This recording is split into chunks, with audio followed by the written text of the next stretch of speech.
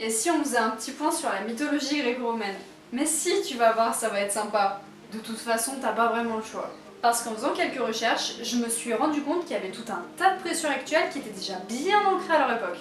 Tu me crois pas? Assis-toi confortablement et écoute. On va commencer par les pressions faites aux hommes. Parce qu'il y en a moins et que c'est pas le sujet principal de la vidéo. Ah, Héraclès.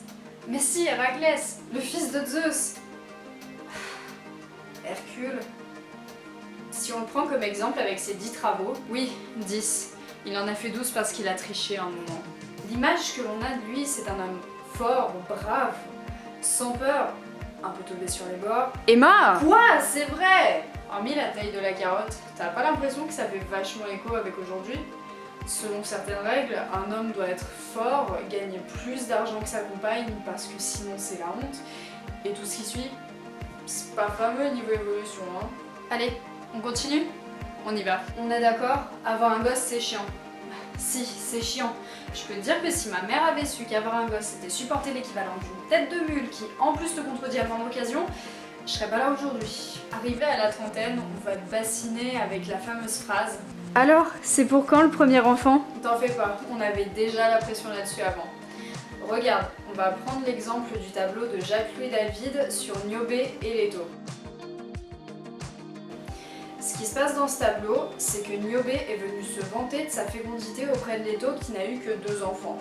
Au final, on va voir dans ce tableau les 2 enfants de Leto tuer ceux de Niobé. Même la représentation de la femme, c'est le jour et la nuit par rapport à cette époque et la nôtre.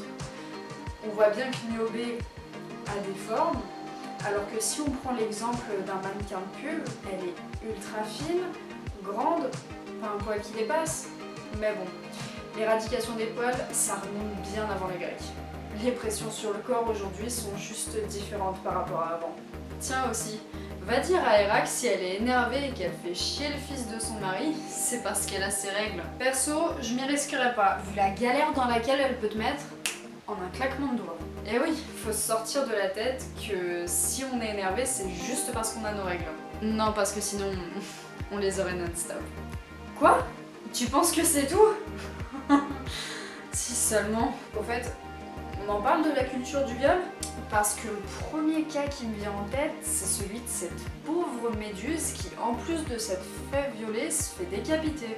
Ah mais tu penses qu'il y en a pas tant que ça, des femmes violées dans la mythologie? Mon pauvre ami, tu sais vraiment pas lire entre les lignes. C'est pas grave, donne-moi des prénoms et je vais t'aider. Violet, violet, violet, violet. Et je viens de me rendre compte que tous ces viols ont été infligés par Zeus. C'était le Harvey Weinstein de son époque en fait. Aujourd'hui, il s'en serait pas tiré à si bon compte. Il se serait pris des hashtags balance ton grec, il serait pas resté dans l'impunité la plus totale.